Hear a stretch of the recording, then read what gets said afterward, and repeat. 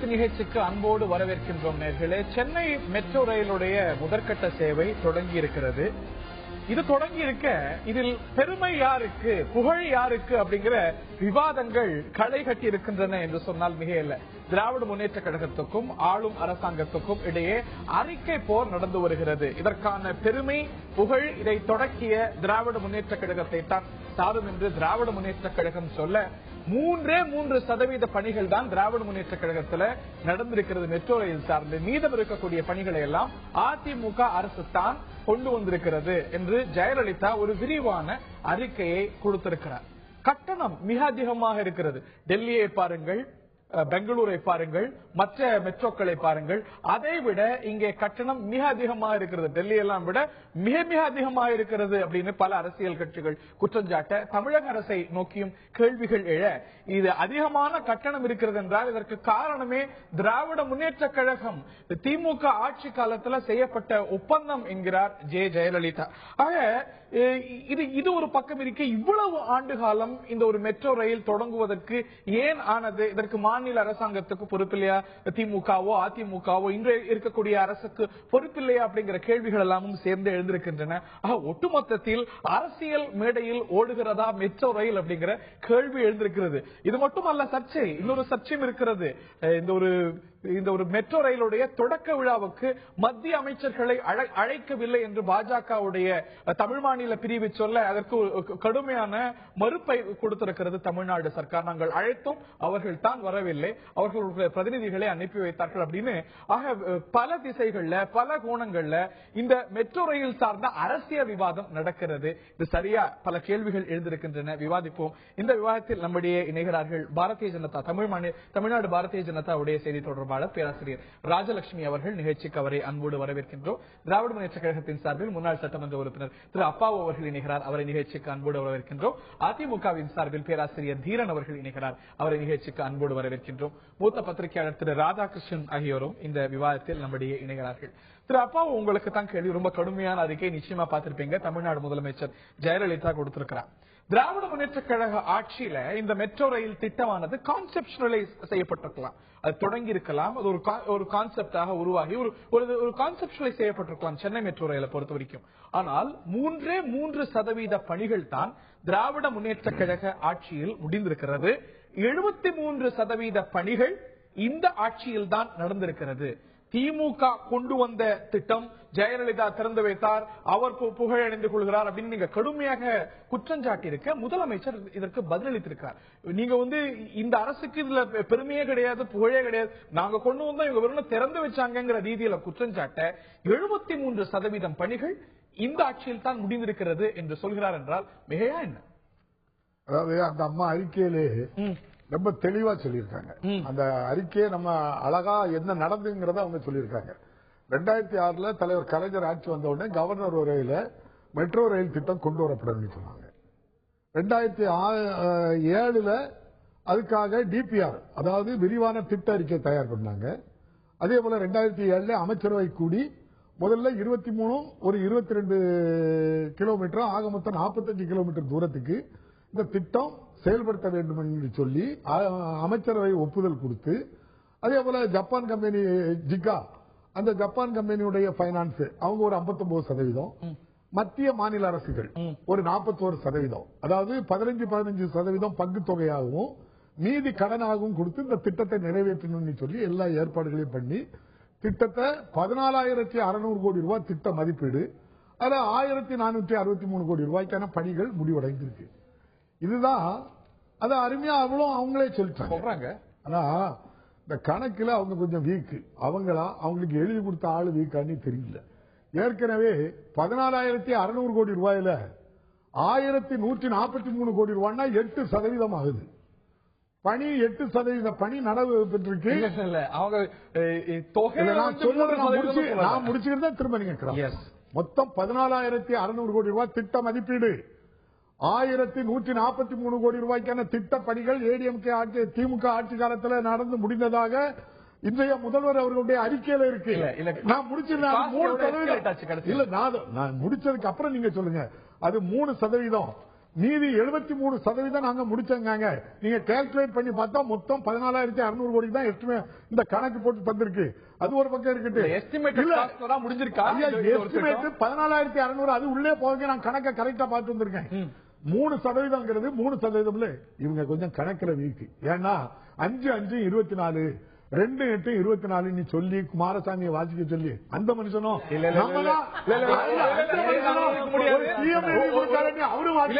எழுதி கொடுத்தாங்க குமாரசாமிக்கு அப்படின்னு சொல்லக்கூடிய வரிகளை நீங்க பின்வாங்க. ஒரு நீதிபதிக்கு உள்நோக்கம் கற்பிப்பது அப்படிங்கிறது கணக்குல 3% 8% பணியை முடிச்சிருக்கோம். 3% கணக்கு போடலாம். கணக்கு நீங்க போட்டுக்கிடுங்க.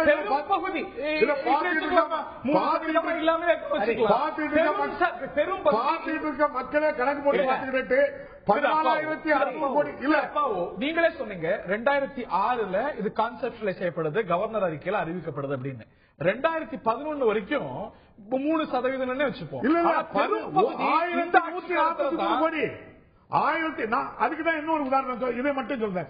இதே போல 2011 ஆட்சி மாற்றம் ஏற்பட்டு இந்த அம்மையார் வராங்க. கவர்னர் உரையில அதே போல 4-8-11 கவர்னர் உரையில கவர்னர் அறிவிக்கிறாரு 111 கிலோமீட்டர் தூரத்துக்கு 3 ரயில் கொண்டு வரப்படும்.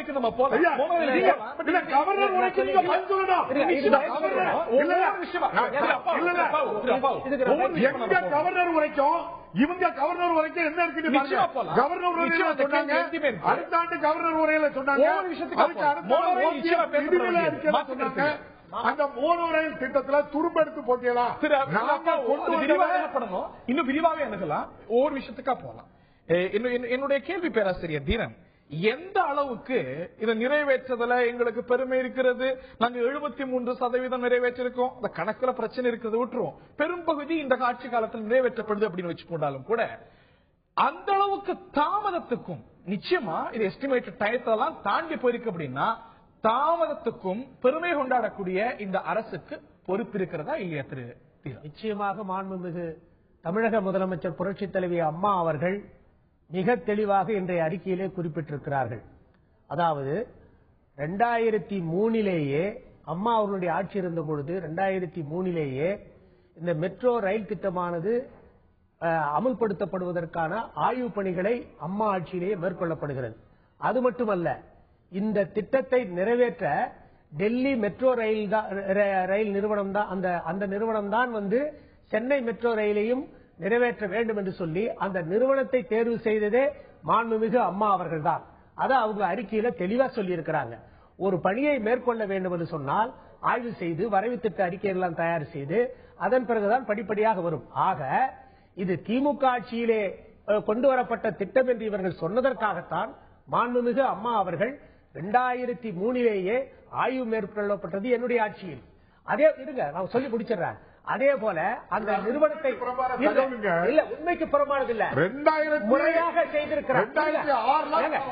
இருங்க முடிக்கிட்டு அந்த நேரத்தில் தான் வண்ணாரப்பேட்டையிலிருந்து சென்னை விமான நிலையம் வரையில அந்த 23 கிலோமீட்டருக்கான இது வரைவு செய்யப்பட்டது மோனோ ரயில் திட்டத்தை முழுமையாக. அது 2004 நீங்க இது 2003 தெளிவா இன்னைக்கு அறிக்கையில மாண்புமிகு தமிழக முதலமைச்சர் அம்மா அவர்கள் சொல்லி இருக்கிறார்கள். 2003 ஆட்சியிலேயே இன்னும் சொல்ல போனா அந்த டெல்லி மெட்ரோ நிறுவனத்தை தேர்வு செய்ததே மாண்புமிகு அம்மா அவருடைய ஆட்சி. அதனால இந்த பணிகளை எல்லாம் அம்மா அவருடைய ஆட்சி செய்திருக்கும் பொழுது இவர்கள் அதை மூடி மறைத்து இவர்களுடைய ஆட்சியிலே தான் அது புதிதாக கொண்டு வரப்பட்டதை போல சொன்னதனால்தான் அம்மா அவர் அந்த விளக்கத்தை சொன்னார். திமுக அது மட்டுமல்ல, என்னுடைய கேள்வி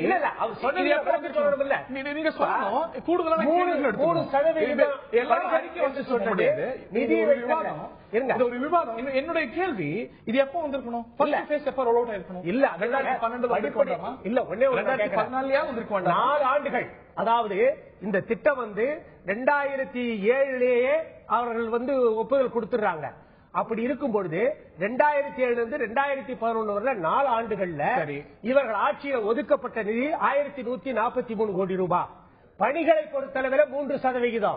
ஆனால் நிதியை பொறுத்த சரி சரி பணி நடந்தது அறிக்கை தெளிவா அதே 4 ஆண்டு கால ஆட்சி 2011 இருந்து 15 வரையில அம்மா அவருடைய அந்த 4 ஆண்டு கால ஆட்சியில 9,223 கோடி ரூபாய் ஒதுக்கீடோடு மட்டுமல்ல 73% பணிகள். அப்ப 73 இந்த 3 சேர்த்தா 76% நீங்க சொல்றது மெட்ரோ ரயில் திட்டம் கோயம்பேட்டில இருந்து ஆலந்தூர் வரையிலே சென்று கொண்டு வாரத்திற்கு நீங்க சொல்றது ஏத்துக்கிறேன். 2011 வரைக்கும் ஆமை வேகத்தில் திமுக நகர்த்தி சென்றது அப்படின்னு புரிந்துணர்வு ஒப்பந்தம் போடப்பட்டாங்க. 2011 பிப்ரவரியில தான் ஒரு கேள்வி எடுத்துக்கோங்க. புரிந்துணர்வு ஒப்பந்தத்திலே திமுக தெளிவாக முதலமைச்சர் அவர்கள் குறிப்பிட்டிருக்கிறார்கள். முக்கிய கட்டங்கள் ஒரே ஒரு கேள்வி கேட்டு முடிச்சிடறேன். இதை ஒட்டிய கேள்வி என்னால முடிச்சிடறேன். 2011 தான் இது தொடங்குது, அது வரைக்கும் ஆமை வேகத்தில் நடக்குது அப்படின்னு வச்சுக்கோமே. 2011 to 2015 புரிந்துணர்வு ஒப்பந்தமே பிப்ரவரி 2011 தான் முடிச்சிடறேன். இப்போ இதுவுமே கூட ஒரு வேகமான காலகட்டம் சொல்லலாமா? 2011 இருந்து 14 வரைக்கும். ஏன்னா ஜெய்ப்பூர் பாத்தீங்கன்னா ரெக்கார்ட் டைம்ல இது வந்து தொடக்க கட்டத்தில இருந்து இது வந்து ஃபர்ஸ்ட் ஃபேஸ் ரவுண்ட் வரைக்கும் 4 வருஷத்துல முடிக்கிறாங்க. ஜெய்ப்பூர் டெல்லி மெட்ரோ 98 தொடங்கப்படுது, கமர்ஷியல் ரன் 2002 தொடங்கப்படுது. ஜெய்ப்பூர் மெட்ரோ 2011 ஆரம்பிச்சு 15 ஓடுது. பெங்களூர் மெட்ரோ 2007 ஆரம்பிக்கிறது, 11 ஓடுது. ஆனா இங்கெல்லாம் இப்ப ஆரம்பிச்சு ஓடுது அப்படின்னா ஒரு 4 வருஷத்துல சராசரியா இது வந்து செயல்பாட்டுக்கு வந்துருது.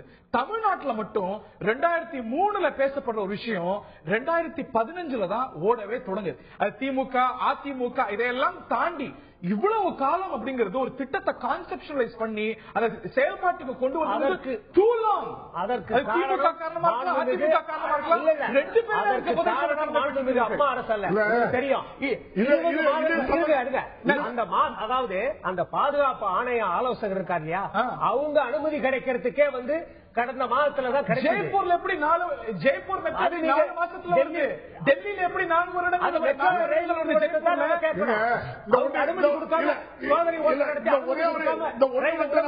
எங்க அண்ணன் சேர்த்து பதில் சொல்லுங்க. அதாவது மெட்ரோ ரயில் திட்டத்துக்கு இவங்க தான் எல்லாம் பண்ணணும் அப்படின்னு சொல்றாங்க.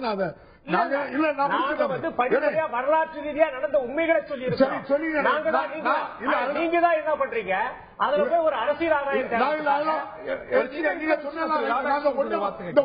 ரொம்ப சுருக்கமா டெல்லி மெட்ரோ ட்ரெயினுடைய அந்த ஆணையத்தினுடைய ஆலோசகர் ஸ்ரீதரன் வந்து 2012 பிப்ரவரி ஏப்ரல் மாதம் 10ஆம் தேதி வந்து ஒரு அறிக்கை விடுதாரு சென்னையில வந்து இந்த திட்டம் வந்து 45 கிலோமீட்டருக்கு தான் இருக்கு. ஏன்னா அடுத்த பேச ஆரம்பிக்க அமைச்சரவை கூட்டி எங்களுக்கு ஒரு ஒப்புதல் தாருங்க. மத்திய மாநில அரசு ஒப்புதல் வாங்கினா 18 மாசம் ஆகும். அடுத்த பேஸ் ஆரம்பிக்கிறதுக்கு இரண்டாவது கட்டம் இந்த ஸ்கீம் இப்ப 45 கிலோமீட்டர் திமுக பீரியட்ல ஒப்பந்தம் கையெழுத்தாகி இப்ப வேலையை முடிச்சு இப்ப திறந்தாச்சு. இந்த 12 கேட்கார அமைச்சரவை ஒப்புதல் பண்ணி அடுத்த கட்ட நடவடிக்கை தாங்க. அப்பந்தான் ரேட் கம்மி பண்ண முடியும். ஜெய்ப்பூர்ல 10 ரூபா, அங்க வந்து டெல்லியில 16 ரூபா, மும்பையில 17 ரூபா. நீங்க கேட்டுருக்கீங்க தமிழ்நாட்டுல 40 ரூபா போட்டிருக்கு.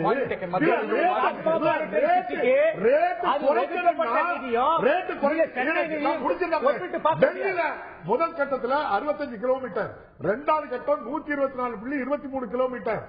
அதனாலதான் அந்த ரேட்டை நாங்க இந்த ரெண்டுக்கு பண்ண முடியுது. இதுக்கு ஒரு ஒப்புதல் தாங்க. 2012 ஸ்ரீதரன் கேட்டார். இதை இந்த அறிக்கையில கொண்டு வந்திருக்கலாம்ல. இந்த நிமிஷம்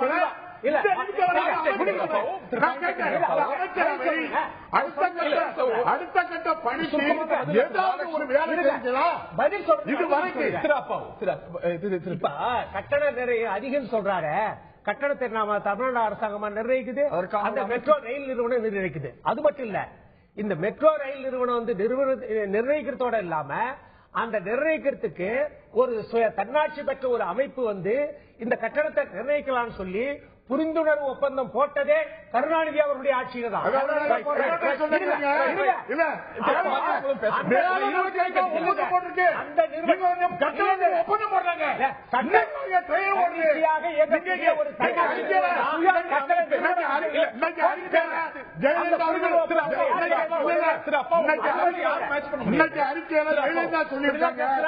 டெல்லி கட்டணம் குறைவு, இந்த தமிழ்நாடு கூடுதல். டெல்லி கட்டணத்தை எல்லாத்தையும் நான் கூட்டிடுறேன் அப்படின்னு சொல்லி அம்மா சொல்லிட்டாங்க. தமிழ்நாடு அரசாங்கத்து கையில் இல்லையா? தளபதி சொன்னாரு, தளபதி ஆட்சிக்கு வந்தா குறைப்பங்காரு. ஜெயலலிதா என்ன சொன்னாங்க,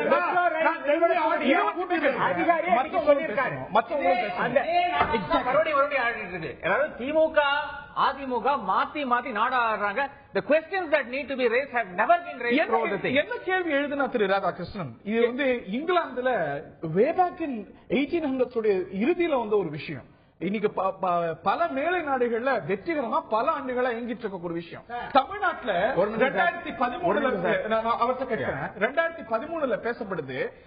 2015 தான் வருது. அப்படின்னா ரெண்டு பேருமே இதற்கு பதில் சொல்ல வேண்டிய என்னுடைய பாயிண்ட் தான். அதாவது 2003 வந்து இந்த திட்டம் வந்து ஃபர்ஸ்ட் பேசுறாங்க. அதுக்கப்புறம் ஒரு ஜஃபர் சைஃபுல்லான்னு ஒரு ஃபார்மர் கேபினட் செக்ரட்டரி இங்க வர்றாரு. இங்க இருக்கிற மனம் மாத்துறாரு. மோனோ ரயில் என்ற திட்டம் அடுத்த ஆண்டுடைய பட்ஜெட்ல வருது. ஆனால் அன்னைக்கு இருக்கிற சீஃப் செக்ரட்டரி அவருக்கு தான் கிரெடிட். என் நாராயணன் என்ற சீஃப் செக்ரட்டரி வந்து he impressed upon the chief minister Jayalalitha that metro rail will be the only thing that will look after the needs of Chennai ன்னு இம்ப்ரெஸ் பண்ணி அதுக்கப்புறம் மறுபடியும் மனம் மாத்துறாரு. அதோட அந்த ஆட்சி முடிஞ்சிருது. அதுக்கப்புறம் அந்த திமுக தான் இந்த வேலையெல்லாம் பண்ணுது. ஆனால் அப்ப கூட அந்த கேள்வி கேட்கவில்லை. எம்ஆர்டிஎஸ் ஒரு ஸ்கீம் இருக்கு. அது வந்து இங்க வந்து தரமணியில உங்க ஆபீஸ் கிட்ட வந்து நிக்குது. இது எப்ப வந்து அங்க ஏர்போர்ட்டுக்கு போய் அடையும்? அதான் பிளான் வந்து ஏர்போர்ட்டுக்கு போய் அடையணும். அங்கிருந்து வில்லிவாக்கம் போகணுங்கிற பிளான். எத்தனை ஸ்டேஷன் தான் வைக்க போறீங்க அங்க திருச்சூலத்துல? ஏர்போர்ட்ல வந்து எத்தனை ஸ்டேஷன் வேணும்? இப்ப வந்து ஒரு சபர்பன் ஸ்டேஷன் இருக்கு. பிராங்க்ஃபர்ட்ல சேம் திங். 1 கிலோமீட்டர் அந்த பக்கம் தான் ஸ்டேஷன் இருக்கு. there is a walkway from the airport to the station. அது போறோம். இத வந்து முக்கியமா காணாம திமுகவும் அதிமுகவும் மாறி மாறி ஏன் மெட்ரோ ரயில் சொல்லிட்டு இருக்காங்க? 25 கிலோமீட்டர்ல 30 ஸ்டேஷன் வச்சிருக்கீங்க. ஸ்டேஷன் ஒரு முக்கியம் இல்ல. மெட்ரோ ரயில் டிஃபரண்ட் ரயில். கவர்னர் அறிக்கையில கவர்னருடைய உரையில 2006 இடம்பெறுது. அதுக்கு பிறகு பல நகர்வுகள் நடந்து 2008 பிளானிங் கமிஷனுடைய ஒப்புதல், இன் பிரின்சிபல் ஒப்புதல், இன் பாலிசி ஒப்புதல் கிடைக்குது. ஆனா 2008 to 2015 is it not too long? ஜெய்ப்பூர்ல 4 வருஷத்துல முடிவுக்கு வருது. டெல்லியில 4 வருஷத்துல முடியுது. தமிழ்நாட்டுல மட்டும் இவ்வளவு வருஷம் ஆகுதுன்னா என்ன காரணம்? நிறைய டெக்னிக்கல் டிஃபிகல்டிஸ் தமிழ்நாட்டுல இருக்கு. First technical difficulty is to deal with the politician. AIADMK ஆனாலும் திமுக ஆனாலும் மிகப்பெரிய பிரச்சனை இங்க வர டெக்னீஷியன்ஸ்க்கு இவங்களை டீல் பண்றதுதான். அதாவது ஃபர்ஸ்ட் நீங்க வந்து எம்ஆர்டிஎஸ் ஒரு திட்டம் போட்டீங்களே, அது 69 போட்ட திட்டம், கலைஞர் ஆட்சியில போட்ட திட்டம் வித் ரயில்வே அட்மினிஸ்ட்ரேஷன். அது என்னாச்சுன்னு யாரும் பேச மாட்டேங்கிறீங்களே. ஏன்? பிகாஸ் த ரோலிங் ஸ்டாக், அதாவது உங்களுடைய பிளாட்ஃபார்ம், உங்களுடைய ட்ரெயின்ஸ் எல்லாம் completely operated by Indian railways. குழுவில் வசதி கிடையாது. 5 ரூபாய்க்கு உங்களுக்கு ஒரு பாயிண்ட்ல இருந்து இன்னொரு பாயிண்ட்டுக்கு போகலாம். இங்க 10 ரூபா எல்லாம் இம்போர்ட்டட். இது அது ஏன் இம்போர்ட்டுக்கு போறீங்க ஒவ்வொரு வாட்டியும்? ஏன் ஸ்ரீதரன் கிட்ட போறீங்க ஒவ்வொரு வாட்டியும்? ஏன் ஸ்ரீதரன் விட்டா மெட்ரோ ரயில் வைக்கிற ஆளே கிடையாது ஊர்ல?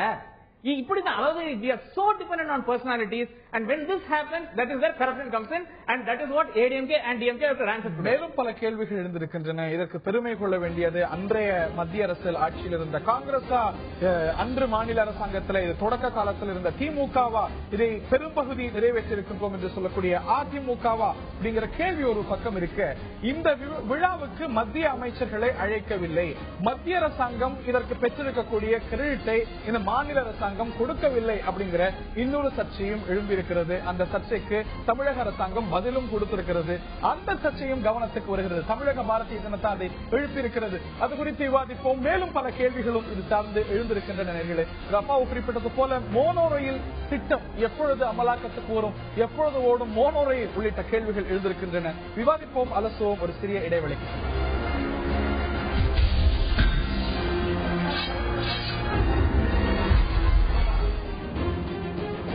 அரசியல் மேடையில் ஓடுகிறதா மெட்ரோ ரயில்? இது சார்ந்த ஒரு பெரிய சர்ச்சை, அரசியல் விவாதங்கள் எழுந்திருக்கின்றன. இதுல யாருக்கு புகழ், யாருக்கு பெருமை, யாருடைய பெரும் பங்கினால் இந்த மெட்ரோ ரயில் திட்டம் நிறைவடையப்பட்டிருக்கிறது? முதல் பகுதி நிறைவடையப்பட்டிருக்கிறது. இது தாமதம் ஏன் அப்படிங்கிற கேள்வியை திராவிட முன்னேற்ற கழகம் எழுப்பியிருக்க, இந்த மெட்ரோ ரயில் திட்டத்தை பொறுத்த வரைக்கும் பெரும்பாலான பணிகளை நிறைவேற்றியது அதிமுக அரசுதான் என ஜெயலலிதா ஒரு நீண்ட ஒரு அறிக்கையை கொடுத்திருக்கிறார். திராவிட முன்னேற்ற கழகம் இந்த புகழ பெருமையெல்லாம் கோர முடியாது என்றும் சொல்லியிருக்கிறார். இந்த சர்ச்சை ஒரு பக்கம் என்றால், மத்திய அரசாங்கத்துடைய பெருமை பறிக்கப்படுகிறது என்ற துணியில் பாரதிய ஜனதா குற்றஞ்சாட்டி இருக்கிறது. மத்திய அமைச்சர்களை ஏன் அழைக்கல அப்படிங்கிற கேள்வியை எழுப்பியிருக்கிறாங்க. மேலும் பல கேள்விகளையும் தமிழ்நாடு சர்க்காரை நோக்கி எழுப்பியிருக்கிறீங்க. என்னுடைய கேள்வி, தொடக்க விழா தொடர்பா தொடர்ந்து பாரதிய ஜனதா தமிழ்நாடு சர்க்கார் மீது தவறான குற்றச்சாட்டுகளை சொல்லி வருகிறதுனா மிகையா பேராசிரியர் ராஜலட்சுமி? அதாவது இப்போ ஏடிஎம்கே டிஎம்கே ரெண்டு பேருமே நாங்க தான் இவ்வளவு பெர்சன்டேஜ் பண்ணி செஞ்சோம், நாங்க தான் இவ்வளவு பெர்சன்டேஜ் அப்படின்னு சொல்லிட்டு இருக்காங்க. ஜெய்ப்பூர்லயும் டெல்லியிலயும் 4 வருடங்கள சாத்தியமானது இங்க டிஎம்கே ஏடிஎம்கே ஏன் இவ்வளவு டிலே பண்ணாங்கிறத.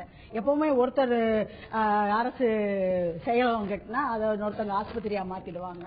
அதே சமயத்துல மெட்ரோ ரயில் ஒரு கவர்மெண்ட்ல ஆரம்பிச்சாங்கன்னா அடுத்தவங்க வந்து அதை கொஞ்சம் ஸ்லாக்கனிங்கா பண்ணுவாங்க.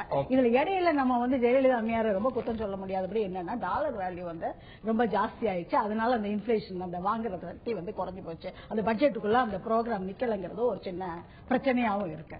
அதே சமயத்துல நீங்க வந்து எப்பொழுதுமே என்ன ஆகுதுன்னா இங்க இருக்க ப்ரோக்ராம் எல்லாம் பப்ளிக் டிஸ்ட்ரிபியூஷன்ல இருந்து 100 நாள் வேலை வாய்ப்புல இருந்து எல்லாமே செல்ஃப் ஹெல்ப் குரூப் எல்லா ப்ரோக்ராமே இங்க இருக்க அரசாங்கம் ஏடிஎம்கேயோ டிஎம்கேயோ அது எங்க ப்ரோக்ராம் தான் சொல்லிக்கிறாங்களே தவிர அது சென்ட்ரல் கவர்மெண்ட் கூப்பிட்டீங்கன்னா இதுல வந்து மத்திய அரசாங்கத்துடைய நிதி இருக்கிறது மாற்றுக்கிறது இல்ல. நீங்க என்ன குற்றச்சாட்டு வச்சீங்க? மத்திய அமைச்சர் இது துறை சார்ந்த அமைச்சரை மற்ற அமைச்சர்களை அழைக்கல அப்படின்னு. இது துறை சார்ந்த அமைச்சர் வெங்கையா நாயுடு அழைக்கப்பட்டிருக்கிறார். அது உண்மையாக இருக்க அவர் வந்து இந்த விழாவை நடத்துங்கன்னு சொல்லியிருக்க அவர் நீங்க அழைக்கவே இல்லை அப்படிங்கிற ஒரு குற்றச்சாட்டை பொதுவா சொல்வது. சமீபத்துல வந்து மீட்டிங் போட்டப்போ கூட அவர் சொல்லிட்டு போனாரு மெட்ரோ ரயில் ஏன் வரலன்னு கேள்வி கேட்டாங்க. அப்ப அவர் என்ன சொன்னாரு, மெட்ரோ ரயில் வர்றதுக்கு ஆர்கே நகர் இடைத்தேர்தல் தான் பிரச்சனை, அது முடிஞ்ச உடனே இனாகிரேட் ஆகிறோம்னு நீங்க என்ன குற்றச்சாட்டு வச்சீங்க? மத்திய அமைச்சர்களை அழைக்காம ஒரு ஜனநாயகத்துக்கு ஹரி நீங்க என்ன சொல்றீங்க? மத்திய அமைச்சருக்கு ஒரு டேட் கேட்டு அழைக்க வேண்டாமா? நாங்க இந்த டேட்ல நாங்க கொடி அமைக்க போறோம் காணொலி மூலமா இனாகிரேட் பண்ணுவோம், அன்னைக்கு நீங்க வரணும்னு சொன்னா மத்திய அமைச்சர் என்ன வேலை இல்லாம இருக்காங்களா? ப்ரோக்ராம் இல்லாம அவங்க கேட்டு ப்ரோக்ராம் வைக்கணுமா இல்லையா? மத்திய அமைச்சர் என்ன சொல்லிருக்காரு? இது மத்திய அமைச்சர் அலுவலக தரப்புல கூட மறுக்கப்படல. மத்திய அமைச்சருக்கு அழைப்பு போயிருக்கிறது. நீங்க பேச குற்றச்சாட்டு என்ன? மத்திய அமைச்சர்கள் யாருக்கும் அழைப்பு இல்லைன்னு. நம்பர் 1 அழைக்கப்பட்டிருக்கிறது, அமைச்சர் தெளிவுபடுத்திருக்கார், முதலமைச்சர் தெளிவுபடுத்திருக்கார். வெங்கையா நாயுடுக்கு அழைப்பு விடுக்கப்பட்டிருக்கிறது. அதை தாண்டி அமைச்சர் வெங்கையா நாயுடு என்ன சொல்லியிருக்கிறாரு? திட்டமிட்ட தேதியில இந்த விழாவை நடத்துங்கள் அப்படின்னு சொன்னது வேற யாரும் இல்ல, உங்களுடைய கட்சியை சேர்ந்த மத்திய அமைச்சர் வெங்கையா நாயுடு. அதை மீறி இல்ல நீங்க வரத்துக்காக காத்திருக்கணும், மத்திய அமைச்சர் வெளிநாடு போயிருக்கிறாரு, அது வரைக்கும் மெட்ரோ ரயில் ஓடக்கூடாது அப்படின்னு ஒரு முடிவை அரசு எடுக்கணுமா? ஜெயலலிதா அம்மையாருக்காக இவ்வளவு நாள் காத்திருந்த மெட்ரோ ரயில் வந்து ஒரு சென்ட்ரல் அமைச்சருக்காக அவர் வரணும். அதான் சென்ட்ரல் கவர்மெண்ட் ஸ்கீம் இருக்கு, அவங்க அவரோட பெருந்தன்மையை காமிக்கிறதுங்க, அவரோட பெருந்தன்மையை காமிக்கிறது. எங்களுடைய ஆதங்கத்தை நாங்க காமிச்சோம். இது சென்ட்ரல் கவர்மெண்டோட பார்ட்டிசிபேஷன் இருக்கு, அவங்க சாங்ஷன் இல்லாம வழிகாட்டுதல் இல்லாம இப்படி ஒரு ப்ரோக்ராம் வர முடியாது. அப்படி இருக்கும் பொழுது இது சென்ட்ரல் கவர்மெண்ட்ல பார்ட்டிசிபேட் பண்ற பிஜேபியை எங்களுடைய ஆதங்கத்தை நாங்க வெளிப்படுத்தி சென்ட்ரல் கவர்மெண்டோட பார்ட்டிசிபேஷன் இல்லாம எங்க தலைவர் வெளிப்படுத்திருக்காங்க. சென்ட்ரல் கவர்மெண்டோட பார்ட்டிசிபேஷன் இல்லாம ஒரு மெட்ரோ ரயில் திட்டம் அப்படிங்கிறது செயல்பாட்டுக்கு வர முடியாது. அதுதானே உண்மை? அதுதானே உண்மை. ஆக மத்திய அரசாங்கத்துடைய பெருமையை ஜெய்ப்பூர்ல உங்களுடைய பாரதிய ஜனதா மாநில அரசாங்கம் பறிச்சிருக்கிறது. அப்படிதானே? அதுதானே? அதெல்லாம் கிடையாதுங்க. இங்க நீங்க தமிழ்நாட்டை பத்தி பேசும்போது எப்படி சென்னை மெட்ரோ ரயிலுக்கு மத்திய அரசாங்கத்துடைய பங்கு இருக்கிறதோ ஜெய்ப்பூர் மெட்ரோ ரயிலுக்கும் மத்திய அரசாங்கத்துடைய பங்கு இருக்கிறது. சில நாட்களுக்கு முன்பாக வசுந்தரா ராஜே சிந்தியா கொடியசைத்து தொடக்கி வைத்தார். அதுல எந்த மத்திய அமைச்சர் கலந்து கொண்டார்? எந்த மத்திய அமைச்சர் அழைக்கப்பட்டார்? இதுல பேம்ப்ளெட்டை கூட காமிக்கிறேன். நீங்க உங்களுடைய மாநில தலைவர் கேட்டிருக்காங்க பிரதமருடைய படம் இந்த விழாவில் போடப்படாதுன்னு. இது ராஜஸ்தான் மாநிலத்துடைய மெட்ரோ ரயில் பேம்ப்ளெட், தொடக்க விழா பேம்ப்ளெட். அதுல பாரத பிரதமர் மோடியுடைய படம் எங்க இருக்கு காட்டுங்க. தமிழ்நாடு மெட்ரோ ரயிலுடைய விளம்பரத்துல இல்லைன்னு நீங்க குற்றம் சாட்டுறீங்க. இது ராஜஸ்தான் உங்களால் ஆளப்படக்கூடிய மாநிலம், பாஜகவால் ஆளப்படக்கூடிய மாநிலம். அதுல வசுந்தரா ராஜே இருக்கிறார், அந்த மாநில அமைச்சர் இருக்கிறார். அங்க எந்த மத்திய அமைச்சர் படம் இருக்கு? பிரதமருடைய படம் எங்க இருக்கு காட்டுங்க.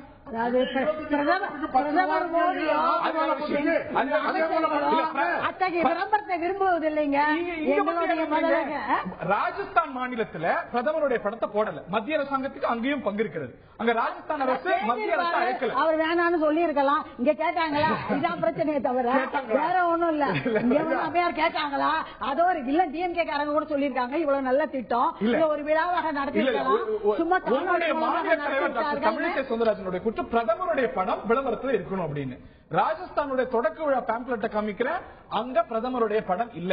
மக்களுக்கு 10 ரூபாய்க்கு அந்த நிகழ்வுல அது பிஜேபி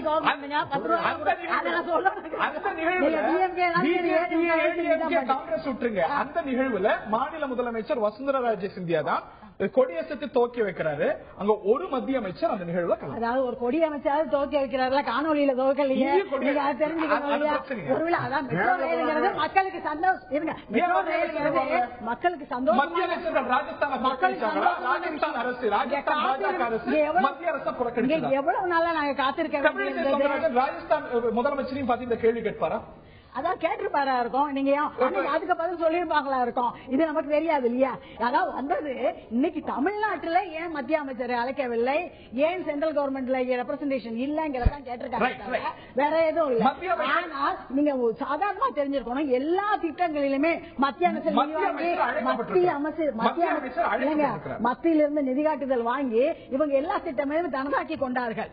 எக்ஸப்ட் வந்து இவங்க 2 பேரும் ஒத்து போறது என்னன்னா டாஸ்மார்க் ஒண்ணுலதான். மத்ததெல்லாம் ஒத்து போகாது. கூட இவர்கள் எல்லா திட்டங்கள் வர்ற திட்டங்களை டிஎம்கே சரி அவங்க திட்டம் தான் சொல்றாங்களே தவிர சென்ட்ரல் கவர்மெண்ட் இதுல நாங்க வன்மையாக கண்டிக்கிறோம். பாஜக சொல்லியிருக்காங்க. மாநில பாஜகவுடைய தலைவர் சொன்னதுக்கு அம்மா பதில் சொல்லி இருக்கிறாங்க. முறையா வந்து ஆர்கே நகர் தொகுதி இடைத்தேர்தல் நடந்த காரணத்தினால அது உடனடியாக கடிதம் எழுத முடியாம இருந்த சூழ்நிலையை சுட்டிக்காட்டி அதன் பிறகு வந்து கடிதம் எழுதி அவர் வந்து நான் இந்த ஜூலை 11ஆம் தேதி வாக்குல தான் வரேன், அதனால நிறுத்த வேண்டாம், நீங்க அந்த திட்டத்தை தொடருங்க என்று சொன்ன உடனே மாண்புமிகு அம்மா அவர்கள் அந்த துறை சார்ந்த அதிகாரியை வைத்துக் கொண்டுதான் இந்த நிகழ்ச்சியை நடத்தி இருக்கிறார்.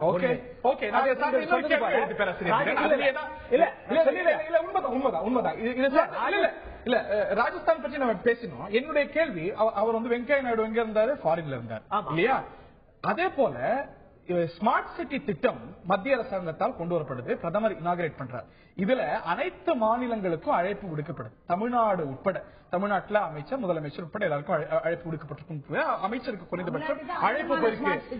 உத்தரப்பிரதேசத்துக்கு அடுத்தபடியா சகோதரி சொல்வது போல தமிழ்நாட்டுக்கு தான் அதிகமான ஸ்மார்ட் சிட்டி கிடைத்திருக்கிறது, ஒதுக்கப்பட்டிருக்கிறது. அதற்கு தமிழ்நாட்டிலிருந்து ஏன் ஒரு அமைச்சர் போகல? வெங்கையா நாயுடு ஃபாரின்ல இருந்தார். தமிழ்நாட்டுடைய வீட்டு வசதித்துறை அமைச்சர் இங்கே தானே இருந்தார், ஏன் போகல? ஏன் இங்கே ஒரு அதிகாரி தானே கலந்துகிட்டாரு? இல்ல இல்ல, அதாவது அதிகாரினாக்கா அந்த நேரத்தில் அமைச்சர்களுக்கு வேறு பணிகள் இருந்திருக்கா, அதனால 20 மாநிலங்கள்ல இருந்து அமைச்சர்கள் கலந்துட்டு இருக்காங்க. பல மாநிலங்கள்ல அண்டை மாநிலமான புதுச்சேரியில இருந்து முதலமைச்சர் கலந்துட்டு இருக்காரு, மகாராஷ்டிரா முதல்வர் கலந்துட்டு இருக்காரு. 20 மாநிலங்கள்ல இருந்து அமைச்சர் பெருமக்கள் கலந்துட்டு இருக்காங்க. என்னுடைய இன்ஃபர்மேஷன் படி தமிழ்நாட்டுடைய அமைச்சருக்கும் அழைப்பு இருந்தது. வெங்கையா நாயுடு வரல அப்படிங்கிற ஒரு குறை இருக்கு. ஏன் தமிழ்நாடு அமைச்சர் இங்கேதான் இருக்கார், வெங்கையா நாயுடு ஃபாரின்ல இருக்கார். தமிழ்நாடு அமைச்சருக்கு அழைப்பு போயும் ஏன் போல? இங்க இருக்கிற பணிகளின் காரணமாக அவர்கள் தவிர்த்து இருக்கலாம். ஆனா வந்து இல்ல சார், நான் ஒரே ஒரு சொல்றேன், 29 அமைச்சர்கள் கேள்விகள் தான் எழுப்ப வேண்டியிருக்கு.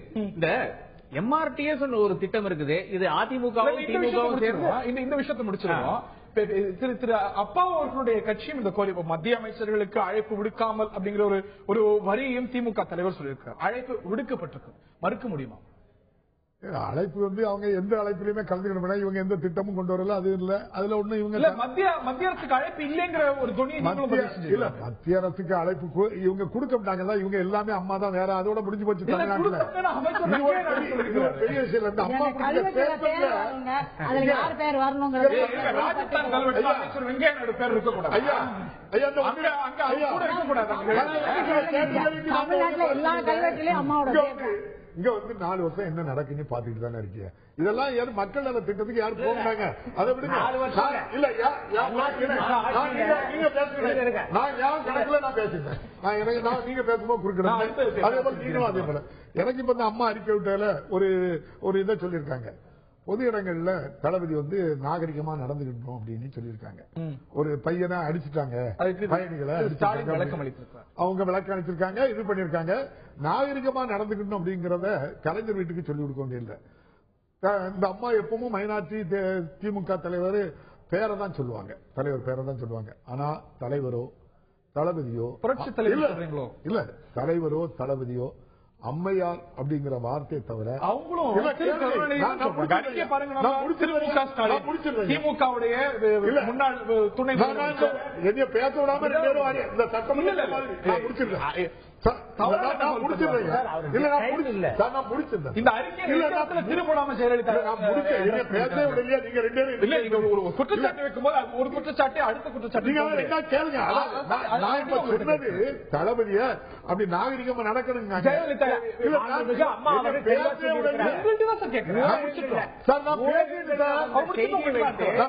ஒரு பொது இடத்துல வந்து இப்படி எல்லாம் நடக்க வேணாம் அப்படின்னு சொல்லியிருக்காங்க. தவிர வந்து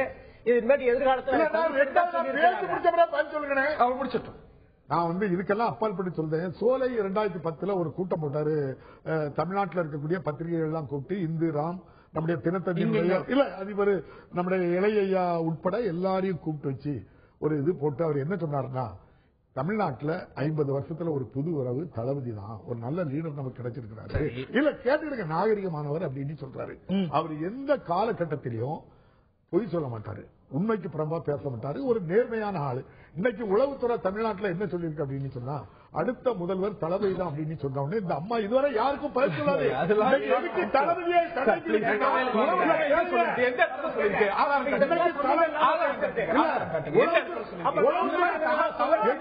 உளவுத்துறை வெளிப்படுத்துமா? தமிழக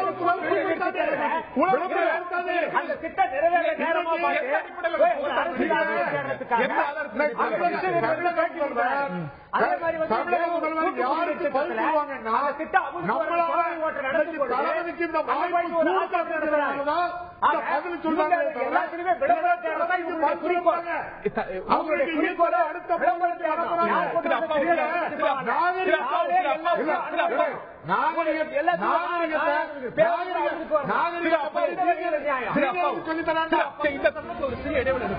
இடைவெளிக்கு பிறகு மெட்ரோ ரயில் பற்றி பேச முயற்சிப்போம்.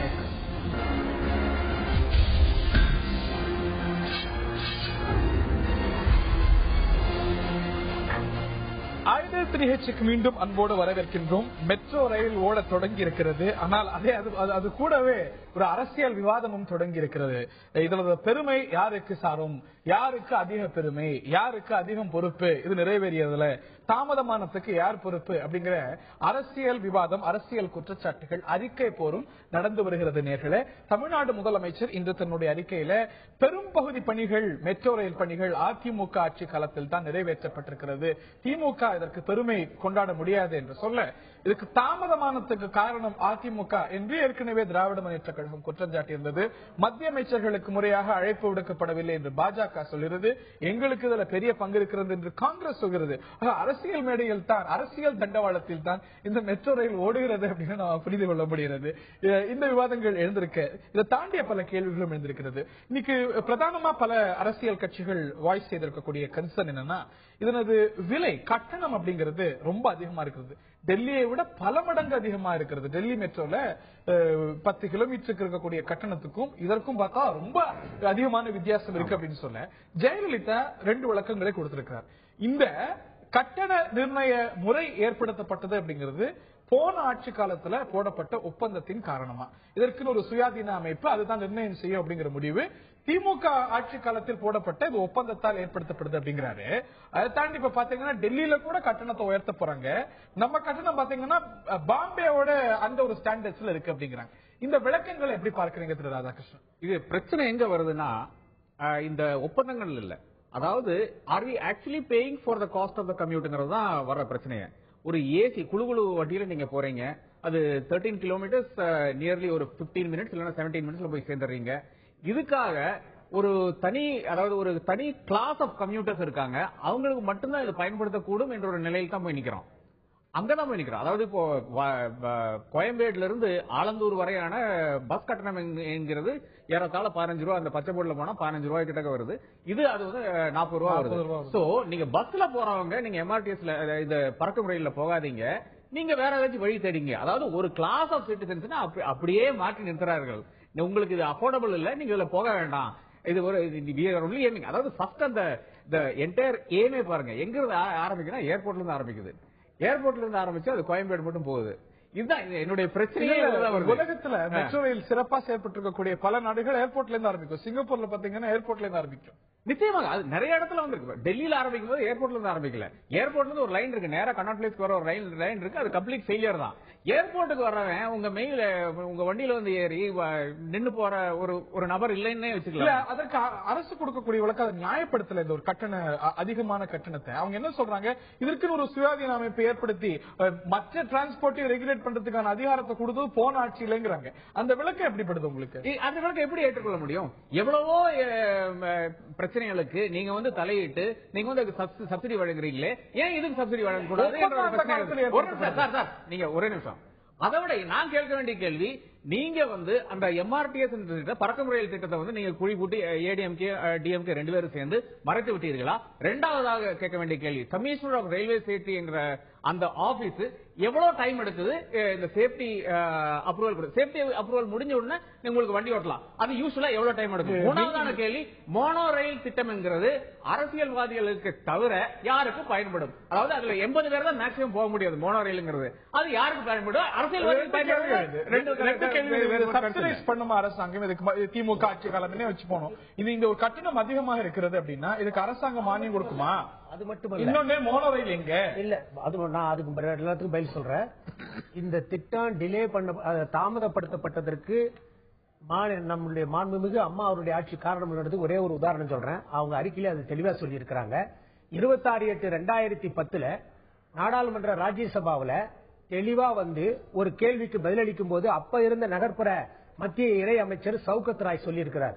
என்ன சொல்லி இருக்கிறார்னா, தமிழ்நாடு அரசாங்கம், அன்றைக்கு இருந்த கருணாநிதி அவருடைய அரசாங்கம் இந்த புரிந்துணர்வு ஒப்பந்தத்துல கையெழுத்து போடாதனால நாங்க அந்த திட்டத்துக்காக ஒதுக்கின நிதி 652 கோடி ரூபாய் ஒதுக்கியும் கூட அந்த நிதி விடுவிக்கப்படாமல் போனது. காரணம் என்னவென்று சொன்னால், இவங்க 2011 தான் அந்த அதாவது ஆட்சி போகிற நேரத்தில் பிப்ரவரி மாசம் புரிந்துணர்வு ஒப்பந்தத்தில் கையெழுத்து போடுறாங்க. ஆக புரிந்துணர்வு ஒப்பந்தத்தில் கையெழுத்து போடாமல் தாமதப்படுத்தியது அன்றைக்கு இருந்த திமுக அரசு தான் என்பதை சௌகத் ராய் அவர்கள் அந்த இணையமைச்சர் சௌகத் ராய் தெளிவா. அதனால இப்படி ஏராளமா இருக்கு. இது மட்டும் இல்ல,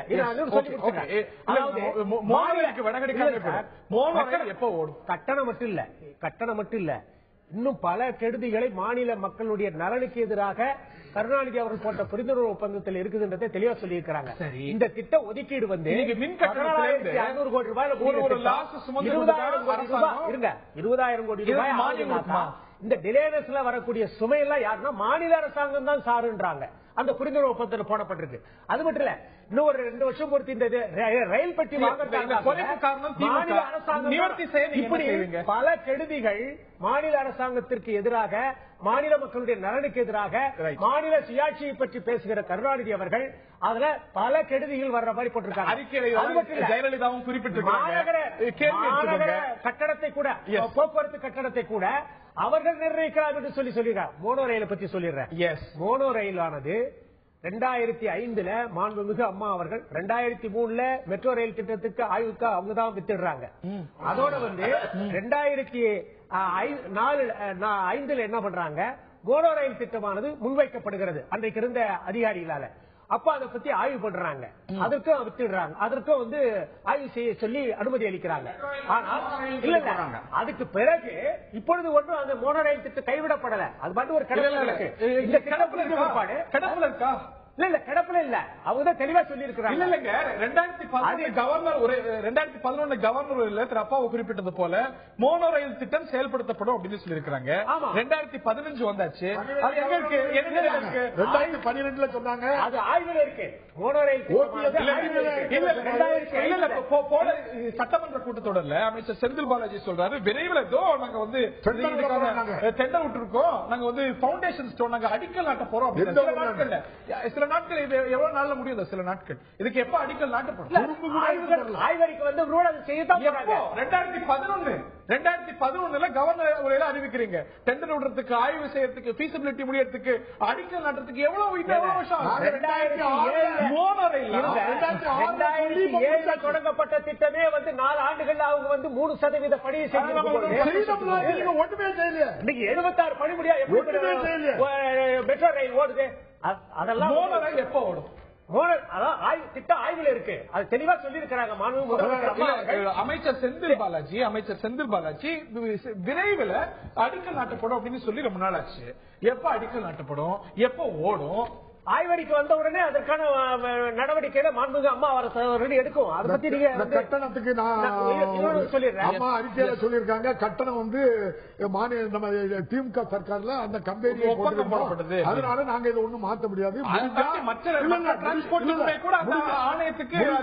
டெல்லியும் இதே போல ஆக்கிடுவோம்னு சொல்லியிருக்காங்க. அது உண்மைக்கு பிரமாணம் தகவல். நான் ஒரு உண்மையை சொல்றேன். மகாராஷ்டிராவில் இதே போல 50 ரூபா ஆக்குறாங்க 10 கிலோமீட்டர். மிகப்பெரிய போராட்டம் நடந்து நம்ம பத்திரிகையாளர்களுக்கு அது தெளிவா தெரியும். ஐயா சொல்லுவாங்கன்னு பார்த்தேன், சொல்லல. மிகப்பெரிய போராட்டம் நடத்தி அதுக்கப்புறம் தான் 10 கிலோமீட்டருக்கு 17 ரூபாய் பிக்ஸ் பண்ணிருக்காங்க. 40 ரூபா ஆக்குவாங்க போராட்டம் வரும் அப்படின்னு சொல்லே உடனே உங்கள்கிட்ட தான் கேட்கிறேன். அந்த சுயாதீன அமைப்புக்கு அதிகாரம் கொடுக்கும் போது உங்களுக்கு அது தெரியாதா? அதாவது மத்திய அரசும் மாநில அரசுக்கும் சம பங்கு. அவங்களுக்கு 59%. தன்னாட்சி நிறுவனம் தான் காரணமே தவிர அதுக்கு மாநில அரசாங்கம் பேச விட்டாங்க முடியும். அதாவது மகாராஷ்டிராவிலையும் இதே ஒப்பந்தம் தான், டெல்லியிலையும் இதே ஒப்பந்தம் தான், ஜெய்ப்பூர்லயும் இதே ஒப்பந்தம் தான். மாநில அரசு மக்களும் அவங்ககிட்ட சொல்லி அடுத்த கட்டமாட்டு என்ன நீங்க அதுதான் ஸ்ரீதர் சொன்னாரு. ஏப்ரல் மாசம் 10ஆம் தேதி 2012 நீங்க வந்து எங்க ஒரு அமைச்சரவையை கூட்டி திமுக கவர்மெண்ட்ல உள்ள அப்ரூவ் பண்ணி தந்த அமைச்சரவையில 45 கிலோமீட்டர் அது மட்டும் தான் இப்ப நடந்துகிட்டு இருக்கு.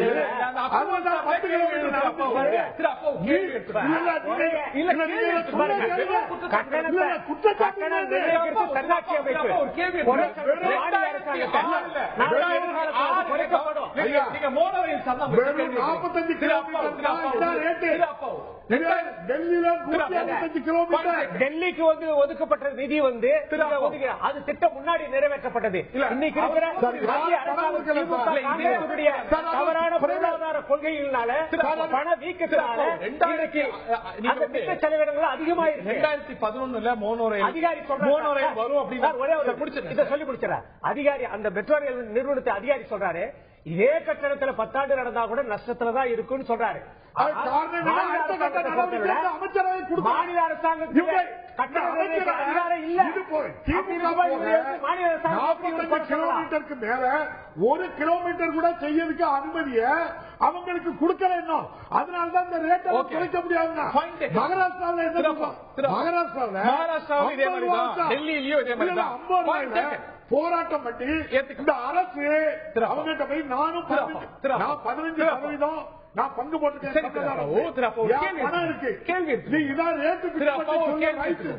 கேள்வி எடுத்துக்கோங்க. நீங்க வந்து 2011 மோனோ ரயில் அறிவிச்சாங்க, ஏன் இது வரைக்கும் ஓடலன்னு கேக்குறீங்க. நியாயமான கேள்வி. 2006 கவர்னர் உரையில அறிவிக்கிறீங்க. ஆனா 2011 தான் இந்த புரிந்துணர்வு ஒப்பந்தம் போடப்படும். 2009 வேலை ஆரம்பிச்சதுல 2007 என்ன சொன்னாங்க, நாங்க வந்து தயாரா இருக்கோம் கொடுக்கறதுக்கு, ஒப்பந்தம் இன்னும் போடல அப்படிங்கிறது. 923 கோடி ரூபாய் மத்திய அரசு ஒர்க்கு பணத்தை ஏன் எடுக்கலன்னா அந்த ஒர்க்கு ப்ராக்ரஸ் கம்பெனி காட்டல. 2011 பிப்ரவரியில தான் போடுறாங்க. 2009 அரசாங்கத்துக்கு சம்பந்தம் இல்லாத இதை போயிட்டு எங்க மேல அது மட்டும் இல்ல.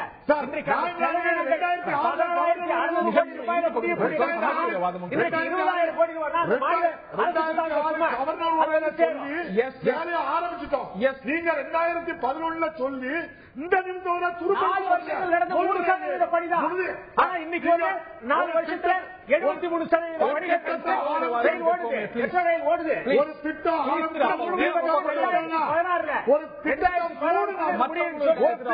3 நாள்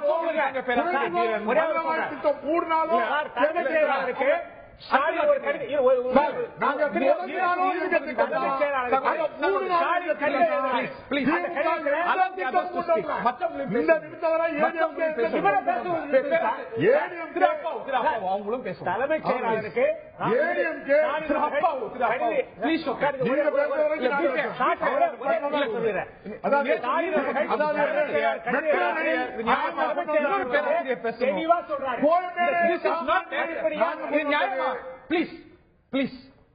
அதாவது மெட்ரோ ரயில் என்னமோ இவ்வளவு அரசியல் சர்ச்சைக்கு இடையில மெட்ரோ ரயில மக்கள் எல்லாம் மோசம் கிடையாதுங்க. நாங்க நியாயமானதான் சொல்றோம், அது சொல்லிக்கிறேன். அதே சமயத்துல ஸ்டாலின் அவர்களும் போயிட்டு வந்துட்டாங்க, எங்க வானதி சீனிவாசனும் போனாங்க, விஜயகாந்தும் ஒரு ரைடு எப்படி இருக்குன்னு பார்த்தாங்க. இந்த மாதிரி எல்லாம் ஒரு விஷயம் சந்தோஷமா நடந்து கொண்டிருக்கிறது. அதாவது ஜப்பான், நீங்க ஜப்பானோட தலையீடு, ஜப்பானோட மெயின் பங்கு, ஜப்பானோட மெட்ரோ தான் வந்து டியூப் ட்ரெயின் தான் வந்து ரொம்ப காஸ்ட்லியஸ்ட் இந்த வேர்ல்டு. நீங்க ஏர்போர்ட்ல இருந்து ட்ரெயின் மெட்ரோ பார்க்கும்போது லண்டன்ல ஹீத்ரூ ஏர்போர்ட்ல ஒரு டெர்மினல்ஸ்லயும் மெட்ரோ நின்று போகும். அதே சமயத்துல எல்லா நாட்டிலையும் மெட்ரோக்கும் பஸ்ஸுக்கும் ஒரு லிங்க் உண்டு, அதுல இறங்கி அப்படியே போகலாம். எல்லா சிட்டிஸ்லயும் கனெக்டிவிட்டி இருக்கு. அதனால தமிழ்நாட்டில் இதெல்லாம் வேகமா செயல்படுத்தணுங்கிறது எங்களோட கோரிக்கை.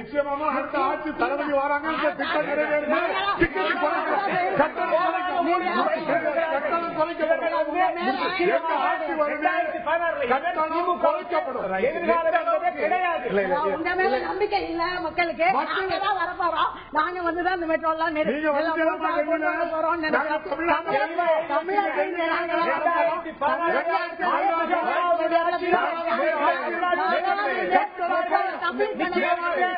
தமிழ்நாட்டு மக்கள் அதற்கு வழிவகுத்து விட்டார்கள். வாக்குகளுக்கு மேல வெற்றி பெற்று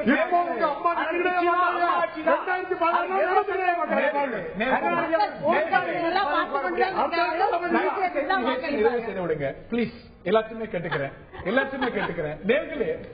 மெட்ரோ ரயில் திட்டம் அப்படிங்கிறது ஒரு நல்ல திட்டம் தான். இன்னைக்கு வந்து பல நாடுகள்ல எப்போதோ செயல்படுத்தப்பட்ட திட்டம் இந்தியால இப்பொழுதுதான் கொஞ்சம் கொஞ்சமா ஒவ்வொரு நகரமா நிறைவேறி வருகிறது. இது ஒரு சிறந்த திட்டம், முழுமையாக நிறைவேற்றப்பட வேண்டிய திட்டம், விரிவாக்கப்பட வேண்டிய திட்டம், இன்னும் மென்மைப்படுத்த வேண்டிய திட்டம் அப்படிங்கறதெல்லாம் மாற்றுக்கிறது இல்ல. மென்மேலும் சிறக்க வைக்கணும், மாற்றுக்கிறது இல்ல. ஆனா இன்றைய விவாதம் உங்களுக்கு உணர்த்திருக்கும் இந்த திட்டம் அப்படிங்கிறது எந்த அளவுக்கு அரசியலாக்கப்பட்டிருக்கிறது அப்படிங்கிறதுக்கு இந்த ஒரு விவாதம் சான்றாக இருக்கும். நிச்சயமாக இது ஒரு திட்டம் அப்படிங்கும்போது மாநில அரசாங்கத்துக்கு ஒரு பங்கு இருக்கிறது. முன்பு இருந்த மத்திய அரசாங்கத்துக்கு, இன்றைய மாநில அரசாங்கத்துக்கு, அன்றிருந்த மத்திய அரசாங்கத்துக்கு, மாநில அரசாங்கத்துக்கு பலருக்கு பல பங்கு இருந்திருக்கலாம். ஒவ்வொரு கட்டத்தில் ஒவ்வொரு நிகழ்வு நடந்திருக்கலாம். இதை தாண்டி இது ஒரு மக்களுக்கான ஒரு விஷயம். இதை வலுப்படுத்த, இதை மேம்படுத்த எல்லாரும் சேர்ந்து குரல் கொடுக்க வேண்டும். ஆரோக்கியமா இதை மேம்படுத்துறதுக்கு குரல் கொடுக்க வேண்டும். இதை மையப்படுத்திய ஒரு அரசியல் சர்ச்சை அப்படிங்கிறது அளவுக்கு தாண்டி இருக்கக்கூடாது அப்படிங்கறத யாருக்கும் மாற்று கருத்து இருக்க முடியாது. நிகழ்ச்சியில் பங்கு பெற்ற நால்வருக்கும், பார்த்த நேயர்களுக்கும் நன்றி.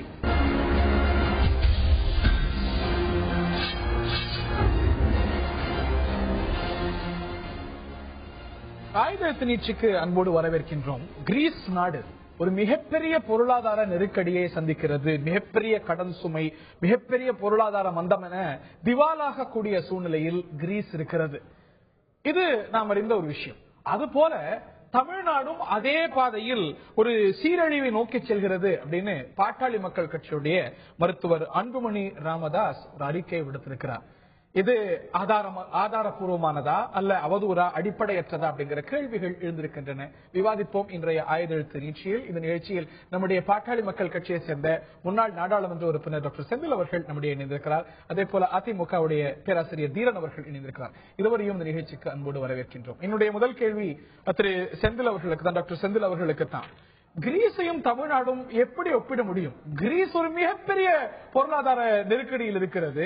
அதனது கடன், அதனது அந்நிய செலாவணி பிரச்சனைகள், இந்த மாதிரி எதுவுமே ஒரு துளி அளவுக்கு கூட தமிழ்நாட்டோட எந்த அளவுக்கு கம்பேரபிள் டாக்டர் செந்தில்? சொல்ல போனால் கிரீஸையும் தமிழ்நாட்டையும் ஒப்பிடக்கூடாது. என்றால் தமிழ்நாடு கிரீஸை விட ஆபத்தான சூழ்நிலையில் இருக்கிறது. எப்படி? கிரீஸும் தமிழ்நாடும் ஒப்பிடுக்கிறது சில கருத்துக்களை மருத்துவர் அன்புமணி ராமதாஸ் சொல்லியிருக்காரு. கிரீஸும் தமிழ்நாடும் ஒரே அளவு பரப்பளவு கொண்டவை. 1.3 லட்சம் ஸ்கொயர் கிலோமீட்டர் பரப்பளவு கொண்டவை. பரப்பளவு கிரீஸோட பாப்புலேஷன் தமிழகத்துடைய பாப்புலேஷன் 7 இல்ல. இது பொருளாதார 7 ஒரு பங்கு. என்ன விஷயம்னா 7 ஒரு பங்கு கொண்ட அந்த நாடும் 7 ஒரு பங்கு கொண்ட அந்த நாடும் நம்ம நாடும் ஒரே அளவான GDP around 10.2 crores, 22 crores, 10.22 lakh crores GDP உள்ளன. அதுதான் கம்பேரிசன். இந்த இரண்டு நாடுகளும் ஏறக்குறைய ஒரே அளவான கடனை வைத்துக் கொண்டிருக்கின்றன. இன்னைக்கு கிரீஸ் வந்து இந்த ஆண்டு கட்ட வேண்டிய, இந்த மாதம் கட்ட வேண்டிய வட்டியை கூட கட்ட முடியாத நிலையில கிரீஸ் மூழ்கி கொண்டிருக்கிறது என்று பார்க்கும்போது தமிழகத்துக்கும் அதே நிலை மிக விரைவில் வந்து சேரும் என்பதுதான் அந்த அறிக்கையுடைய. நன்கு பொருளாதாரம் தெரிந்தவர் மருத்துவர் அன்புமணியும் நன்கு பொருளாதாரம் தெரிந்தவர். கிரீஸுடைய கடன், அதாவது ஒரு நாட்டுடைய கடன் எந்த அளவுக்கு நல்லா இருக்குல்ல மோசமா இருக்கு அப்படின்னு அறிஞ்சுக்கிறதுக்கான ஒரு பாராமீட்டர் மொத்த உள்நாட்டு உற்பத்தியில கடனுடைய சதவீதம் எவ்வளவு. கிரீஸ் பாத்தீங்கன்னா 175%. தமிழ்நாடு இந்திய RBI-யால் அனுமதிக்கப்பட்ட அளவை விட மிக மிக குறைவு. இந்தியாவில் இருக்கக்கூடிய மிக பெரும்பாலான மாநிலங்களில், அதாவது GSDP ரேஷியோல தமிழ்நாடு அந்த ஒரு பிஸ்கல் டிசிப்ளினை கடைபிடிக்கக்கூடிய மாநிலம். மிக குறைந்த மாநிலங்கள் மட்டுமே இந்த பிஸ்கல் டிசிப்ளினை சரியா கடைபிடித்து வருகின்றன. தமிழ்நாடு அதில் ஒன்று. இல்ல அந்த அறிக்கையை நீங்கள் நன்றாக படிக்க வேண்டும். அந்த அறிக்கை ரெண்டு விஷயம் சொல்றோம். கடன் வாங்குவது ரெண்டு விதம் இருக்குது. தமிழகம் கடன் வாங்குவது என்பது தமிழகத்துடைய பட்ஜெட் 1.42 crores. இந்த பட்ஜெட் எக்ஸ்பெண்டிச்சர் பார்த்தா நான் பிளான் எக்ஸ்பெண்டிச்சர், பிளான் எக்ஸ்பெண்டிச்சர் சொல்லுவாங்க. நான் பிளான் எக்ஸ்பெண்டிச்சர் என்பது அரசுடைய நடைமுறை செலவு. தமிழக பட்ஜெட்ல 1.42 crores சம்பளத்துக்கு மட்டும் 49,000 கோடி, இலவசங்களுக்கு 51,000 கோடி, மீதி 35,000 கோடி பாத்தீங்கன்னா அதுவும் நடைமுறை செலவு தான். பிளான் எக்ஸ்பெண்டிச்சர் தமிழ்நாட்டில் கிடையாது. தமிழ்நாட்டில் பிளான் 14,000 கோடி கூட கிடையாது. இந்த கடனை வாங்கி தமிழகம் நல்ல திட்டங்களை செய்கிறது. இல்ல ஆமா, அப்படி இல்லன்னு சொல்ல வரீங்களா? சொல்லுங்க. அப்படி இல்லன்னு சொல்ல வரீங்களா? திட்டங்களுக்கு தமிழகம் கடனை வாங்கி பிளான் எக்ஸ்பெண்டிச்சர் பண்ணியிருந்தா, திட்டங்களை நிறைவேற்றுவதற்காக பணம் செலவு பண்ணியிருக்கக்கூடிய ஒன்று. தமிழகம் சம்பளம் கொடுப்பதற்கும் 4 வருடங்கள்ல 77,687 கோடி ரூபாய் கடன் வாங்கப்பட்டிருக்கிறது. அதுல 79,528 ரூபாய் ஒரு முதலீடு தான் செய்யப்பட்டிருக்கிறது. பிரச்சாரத்தை அதிமுக தொடர்ந்து செய்து வருகிறது. இந்த பிரச்சாரத்தை சொல்லி அவர்கள் இந்த திட்டங்களை செய்தோம் என்று நிரூபிக்கக்கூடிய, நாம் என்ன சொல்ல, கேபிட்டல் இன்வெஸ்ட்மெண்ட் கேட்கிறோம். கேபிட்டல் இன்வெஸ்ட்மெண்ட் என்பது அந்த முதலீடு இன்னும் வருமானத்தை தரக்கூடிய இன்வெஸ்ட்மெண்ட். அந்த மாதிரி அவங்க பண்ணல. கேபிட்டல் இன்வெஸ்ட்மெண்ட் எப்படி இருக்குங்க? RBI-யால் அனுமதிக்கப்பட்ட அளவில் தான் தமிழ்நாட்டுடைய டெப்ட் டு GSDP ரேஷியோ, அதுதான் கடன் மோசமா இருக்கா இல்ல அபாயகரமானதா இருக்கா அப்படின்னு பாக்கிறதுக்கான ஒரு அளவுகோலா இந்திய அமைப்புகள் எல்லாவற்றாலும், இன்னும் சொல்ல போனா உலக நாடுகளிலும் அதுதான் பின்பற்றப்படக்கூடிய பாராமீட்டர். அதுல அந்த ஒரு பிஸ்கல் டிசிப்ளின், அது திமுக அதிமுக விட்டுருங்க, தொடர்ந்து அந்த 21% அப்படிங்கறத பெரிய அளவுக்கு தாண்டாம 25% வரைக்கும் இருக்கலாம். ஆனா 21% தாண்டாம தான் திமுகவா இருக்கட்டும் அதிமுகவா இருக்கட்டும் தொடர்ந்து இந்த டிசிப்ளின் ஆனது கடைபிடிக்கப்பட்டு வருது. பெங்கால் கடைபிடிக்கிறது இல்ல, உத்தரப்பிரதேசம் கடைபிடிக்கிறது இல்ல, நம்முடைய அண்டை மாநிலங்கள் பல இதை மீறி இருக்கின்றன. ஆனா தமிழ்நாடு மீறாமல் இருக்கிறது. சோ நம்ம கிரீஸோட கம்பேர் பண்ணுவது அப்படிங்கிறது மிக மிக அதீதமான ஒரு கம்பாரிசன். டாக்டர் செந்தில். இல்ல ரெண்டு விஷயத்துக்காக இந்த கடன் வாங்குவது என்பது, நான் முதல்ல மறுபடியும் சொல்றேன், கேபிட்டல் இன்வெஸ்ட்மெண்ட்டுக்காக பண்ணல. இவங்க பண்றது பூராமே சம்பளம் கொடுத்துட்டு கடன் வாங்குறாங்க. 1,42,000 கோடில 35,000 கோடி. அதனால இந்த மாதிரி கடன் வாங்கி அரசாங்கம் ஒப்புக்கொள்ள முடியாது. கடன் வாங்கி இத்தனை அனல்மெண்ட்களை அடைத்தார்கள், இத்தனை அணைகளை கட்டார்கள் ஒப்புக்கிறோம். அரசாங்க நடைமுறை செலவுகளுக்கு கடன் வாங்குறாங்க, மோசமான விஷயம். நான் பேராசிரியர் தீரன் அவர்கள்ட்ட கேட்க விரும்புறேன். தமிழ்நாட்டுடைய கடன் அப்படின்னு பாத்தீங்கன்னா 2 லட்சம் கோடிக்கு மேல இருக்கிறது. இதுதான் நல்ல பொருளாதார நிலைமைன்னு நம்ம சொல்ல போறோம். 2 லட்சம் கோடி மாண்புமிகு அம்மா அவருடைய ஆட்சி காலத்துல வாங்கப்பட்டதல்ல. அதுக்கு முந்தைய ஆட்சியிலேயும் கடன்கள் நிறைய வாங்கியிருந்தாங்க. இன்னும் சொல்ல போனால் மின்வாரியத்துறையில 40,000 கோடி ரூபாய்க்கு மேல கடனை வச்சுட்டு போய் எந்த வங்கியும் கடனே கொடுக்க மாட்டேன் மின்வாரியத்துக்கு அப்படின்னு சொல்லி மறுத்த காலமெல்லாம் உண்டு. அதையெல்லாம் சரி கட்டி இப்ப இன்றைக்கு அதை ஓரளவிற்கு இன்றைக்கு அந்த கடன்களை எல்லாம் 37,000 கோடி ரூபாய்க்கு மேல மின்வாரியத்துக்கு தமிழ்நாடு அரசாங்கமானது கொடுத்திருக்கிறது. திராவிட முன்னேற்ற கழக ஆட்சியோட இறுதியில 1 லட்சம் கோடி ரூபாய் அளவுக்கு கடன் இருந்தது. தமிழ்நாட்டுடைய நிலைமை நல்லா தான் இருக்கு அப்படின்னு அன்றைய மத்திய நிதியமைச்சர் பிரணாப் முகர்ஜி சொன்னார்.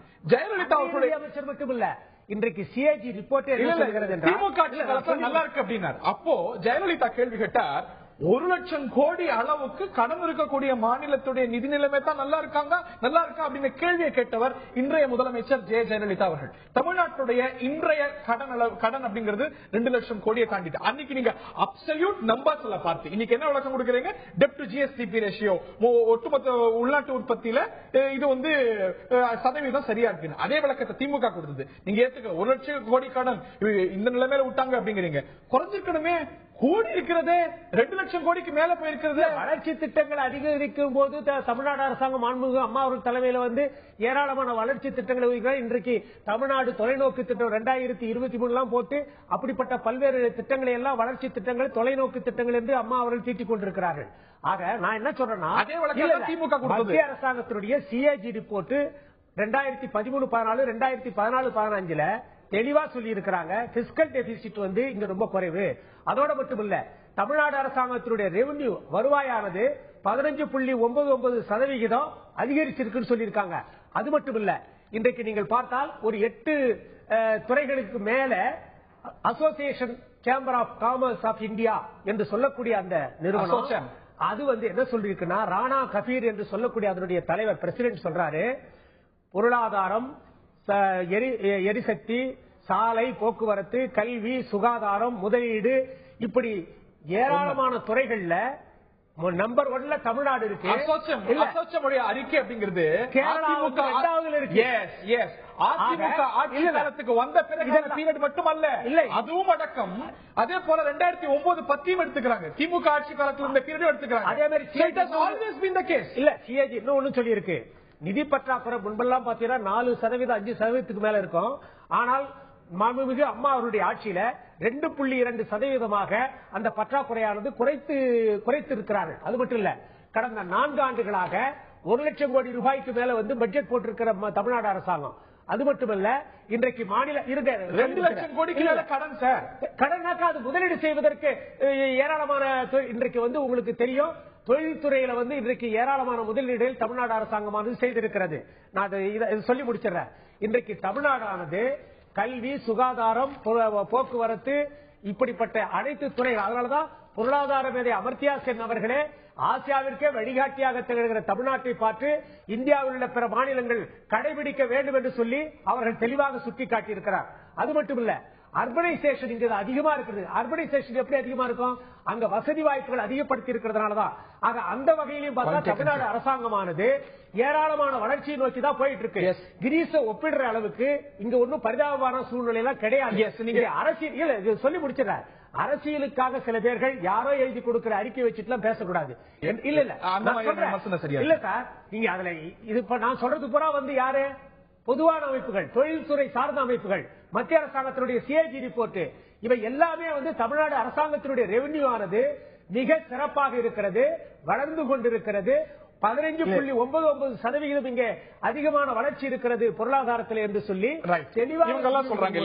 2014 டிசம்பர்ல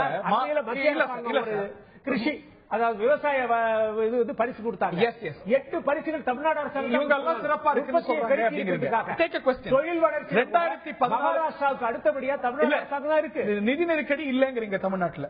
2014 டிசம்பர்ல தமிழ்நாடு முதலமைச்சர் ஓ பன்னீர்செல்வம் பாரத பிரதமர் மோடிக்கு கடிதம் எழுதுகிறார். அன்றைய முதலமைச்சர் பன்னீர்செல்வம், தமிழ்நாடு ஏற்கனவே மிகப்பெரிய நிதி நெருக்கடியில் இருக்கிறது அப்படிங்கிறது வேற யாருடைய வரியும் அல்ல, மாநில முதலமைச்சர் பன்னீர்செல்வத்துடைய, அன்றைய முதலமைச்சர் பன்னீர்செல்வத்துடைய வரிகள். ஒரு பக்கம் வளர்ச்சி திட்டங்களை நோக்கி போட்டுக்கொண்டிருக்கும் போது இந்த மாநில வளர்ச்சி அடைந்த மாநிலம் என்று சொல்லி மத்திய அரசாங்கம் தரக்கூடிய நிதியை கட் பண்ணிடுறாங்க. உதாரணத்துக்கு சொல்றேன், இன்றைய அரசு தமிழ்நாடு ஏற்கனவே நிதி நெருக்கடியில் இருக்கிற மாநிலங்களுக்கு நிதி பக்கம் நிதி சீரா இருக்கு, திவாலாகல இல்ல. பிற மாநிலங்களை ஒப்பிடுகிற பொழுது நம்முடைய மாநிலத்துக்கு தரப்படுகிற நிதியானது பாதிக்கப்படுகிறது. அம்மா அவர் குரல் எழுப்புகிறார். அந்த வருவாய் பாதிக்கப்படுகிறது அப்படிங்கிற வரி மாநில முதலமைச்சரோடு. ஆமாங்க, இப்ப நான் என்ன சொல்றேன்னா, வளர்ச்சி திட்டங்களை நோக்கி போய்கொண்டு தமிழ்நாடு வளர்ந்த மாநிலம், இதுக்கு அவ்வளவு நிதி தேவை என்று சொல்லி குறைக்கும் பொழுது அம்மா அவர்கள் அதை தட்டி கேட்கிறார். அந்த அடிப்படையில் தான் அன்றைய முதலமைச்சராக இருந்த ஓபிஎஸ் அவர்கள் மத்திய அரசாங்கத்தை எழுதுறாங்க. ஏன் வளர்ந்த மாநிலம் சொல்லி எங்களை இது பண்றீங்க? அவங்க தட்டி கொடுத்ததை நீங்க ஊக்கப்படுத்த வேண்டும் என்று சொல்லிதான் அவர் அந்த கடிதத்தை எழுதுறார்.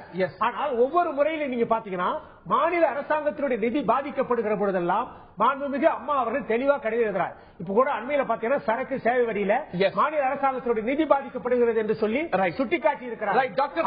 டாக்டர் செந்தில், இதற்கு உங்களுடைய பதில் இதை தாண்டி குஜராத்தை விட மகாராஷ்டிரா, குஜராத்தை விட வெஸ்ட் பெங்காலை விட நம்ம வந்து பெட்டரா தான் இருக்கும் அப்படின்னா நீங்க மாறுபடுவீங்களோ? 3 விஷயங்களை நம்ம ஆபத்தை பார்க்கிறோம். நான் முதல்ல சொன்ன மாதிரி தமிழகத்துடைய 1.42 லட்சம் கோடி பட்ஜெட் செலவுல திட்ட செலவே கிடையாது. அரசாங்கத்தை நடத்துவதற்கான செலவு தான். 51,000 கோடி ஃப்ரீ பீஸுக்கும் 49,000 கோடி ரூபாய் சம்பளத்துக்கு பென்ஷனுக்கு தராங்க. 35,000 கோடி வட்டிக்கு கொடுக்குறாங்க. இதுவே மோசமா நிதி உலகத்தில் இருக்க முடியாது. திட்ட செலவு என்று கடன் வாங்கல இவர்கள் திட்டங்கள் என்பது பெரிய பெரிய அனல் மின் நிலையங்களை உருவாக்குவதோ அல்லது மின்சாரத்தை உருவாக்குவதோ தமிழகத்தை மின்சார மிக மாநிலமாக கிடையாது. மற்ற மாநிலங்கள் இதை விட சிறப்பா இருக்கும். இந்திய மத்திய அரசு ரொம்ப சிறப்பா இருக்கும். நிச்சயமாக இன்றைக்கு நீங்க 3 நாள் முன்னால் வந்த மொத்த ஐயாவுடைய அறிக்கையை படிச்சிருப்பீங்க. புதியதாக பிறந்த ஆந்திராவும் தெலுங்கானாவும் போட்டுக்கொண்டு உலகத்திற்கு எல்லா இன்வெஸ்ட்மெண்ட் அட்ராக்ட் பண்றாங்க. முதலமைச்சரே முன்னாள் மீட்டிங் நடத்துறாரு. இங்க முதலமைச்சரை பார்க்கவே முடியலீங்க. இந்த ஊர்ல கரண்டே இல்ல, ஊழல் மலிந்திருக்கிறது, எனக்கு 8,000 ரூபாய் மாதம் மாதம் லஞ்சம் கொடுக்க வேண்டியிருக்குது, 40,000 லஞ்சம் கொடுக்க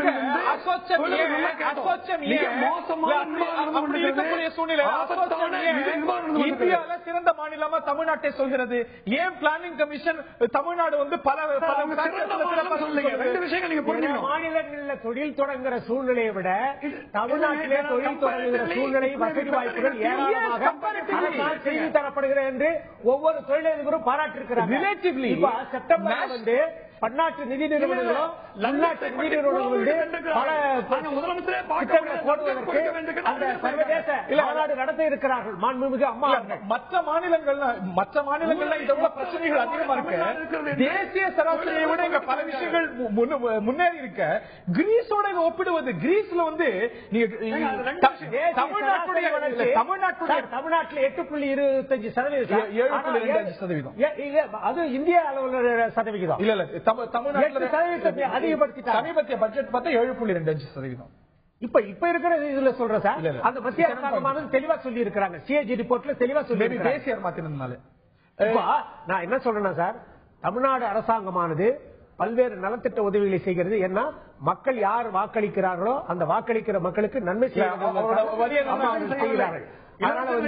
அதெல்லாம் வந்து நம்ம வந்து ஒரு மக்கள் எக்ஸ்பெண்டிச்சர் அப்படிங்கிறது குறைவா இருக்கு அப்படிங்கிறாரு. அது தொடர்ந்து தமிழ்நாட்டு பட்ஜெட் மேல வைக்கப்படக்கூடிய குறை. ஆனா கிரீஸோட ஒப்பிடுவது அப்படிங்கிறது சரியா குற்றம். நாடே திவாலா தமிழ்நாடு இன்றைக்கு தொழில் அமைதி உள்ள மாநிலமாக, அமைதி பூங்காவாக இருக்கிறது என்று சொல்லி அத்தனை தொழிலதிபர்களும் இன்றைக்கு சான்று கொடுத்திருக்கிறார்கள். அது மட்டுமல்ல, இந்த கோடை காலத்தில் கூட மின்வெட்டு இல்லாத மாநிலமாக 4,992 மெகாவாட் மின் உற்பத்தி இங்க செய்யப்பட்டிருக்கிறது. அதனால வந்து இங்க வந்து தொழில் தொடங்குறதுக்கோ எந்த விதமான தடையும் கிடையாது. வரக்கூடிய செப்டம்பர் மாதத்தில் பன்னாட்டு சர்வதேச முதலீட்டாளர்கள் மாநாடு பல வளர்ச்சி திட்டங்களை கொண்டு வர இருக்கிறது. ஏற்கனவே வந்து 33 புரிந்துணர்வு ஒப்பந்தங்களை போட்டு மாண்புமிகு அம்மா அவர்கள் 10,000 கோடி ரூபாய் கிட்டத்தட்ட இங்க முதலீடு வந்து கொண்டு வந்து சேர்த்திருக்கிறார். தமிழ்நாடு அரசாங்கம் எந்த சூழ்நிலையிலும் எந்த காலத்திலும் அந்த வளர்ச்சி திட்டங்களிலோ அல்லது அந்த தொலைநோக்கு திட்டங்களிலோ எந்த மாநிலத்திலும் மாண்புமிகு அம்மா அவருடைய ஆட்சியானது பொற்கால ஆட்சி வழங்கிக் கொண்டிருக்கிறது. இதை அகிலையின் ஏற்கனவே நான் சொன்னது போல பொருளாதார அமர்த்தியா சென்னால் பாராட்டப்பட்ட அளவிற்கு மாநில அரசாங்கத்தினுடைய நிதி நிலைமையானது சிறப்பாக இருக்கிறது. எங்களுடைய கருத்து. அமர்த்தியாசனுடைய இந்த ஒரு புத்தகம் வந்தது 2011-12. எஸ் டாக்டர் செந்தில், அதை விட இப்ப வளர்ச்சி அதிகம். டாக்டர் செந்தில் இறுதி கட்ட கருத்து. எஸ் சொல்லுங்க. எஸ், உங்களுடைய இறுதி கட்ட கருத்து. நீங்க 2 விஷயம் தெளிவுபடுத்த விரும்புகிறேன். இன்றைக்கு தமிழக அரசாங்கம் எப்படி இருக்கிறது என்பது சகோதரர் சொன்ன பேச்சு தான் ஆதாரம். அந்த பேச்சுல 25% விழுக்காடு நேரத்தை புரட்சி தலைவி அம்மா என்ற அவருடைய சொல் தான் ஆக்கிரமித்துக் கொண்டிருந்தது. தமிழகத்தையும் இன்றைக்கு அந்த பெயர் மட்டும்தான் இருக்குது, எந்த செயல்பாடும் இல்லை. தமிழகம் மிக ஆபத்தான நிர்வாகத்தால, நிதி நிர்வாகத்தால முதலமைச்சர் யார் என்றே தெரியாத ஒரு காலம் இருந்தது. இப்பொழுது முதலமைச்சர் இருக்கிறார் இல்லை என்கிற நிலை. இந்த அளவுல தமிழகம் ஆபத்தை நோக்கி போய் கொண்டிருந்தது. தமிழகத்தை நிர்வாகத்தை சீர்படுத்த வேண்டும், நிதி நிர்வாகத்தை ஒழுங்குபடுத்த வேண்டும், இதற்கான நல்ல ஆட்சி அமைய வேண்டும். இப்படிப்பட்ட மக்களுக்கே தொடர்பில்லாத ஒரு முதலமைச்சரும் தொடர்பில்லாத ஆட்சியும் தமிழகத்தை விட்டு அகற்றப்பட வேண்டும். ரொம்ப சுருக்கமா இறுதியான கருத்து. மாண்புமிகு அம்மா அவர்களுடைய ஆட்சி பல நன்மைகளை மக்களுக்கு செய்து கொண்டிருக்கிற காரணத்தினாலே தான் ஒவ்வொரு தேர்தல்களிலும் அவர்கள் அதிகமான வாக்குகளை பெற்று இன்றைக்கு ஆர்கே நகர் இடைத்தேர்தலிலே 1,50,000 வாக்குகளுக்கு வித்தியாசத்திலே வெற்றி பெற்றிருக்கிறார்கள்.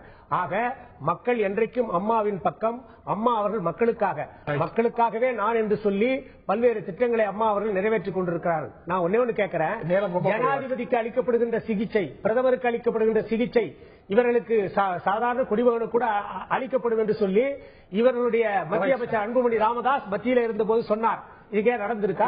அதனால என்ன பண்ணுவாங்க, அதிகாரத்துக்கு இவங்க வந்தா, அம்மா அதிகாரத்துக்கு வந்தா நாட்டு மக்களுக்கு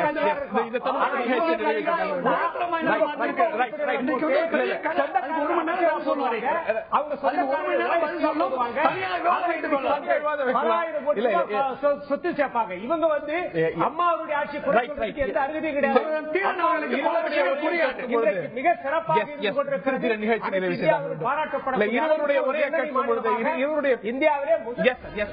இருவருடைய பேச்சை கேட்கும் பொழுது ரெண்டு பேருமே, எல்லா கட்சிகளுமே ஒரு தேர்தல் மோடுக்கு வந்துட்டாங்க, எலெக்ஷன் மோடுக்கு வந்துட்டாங்கன்னு புரிந்து கொள்ள முடிகிறது.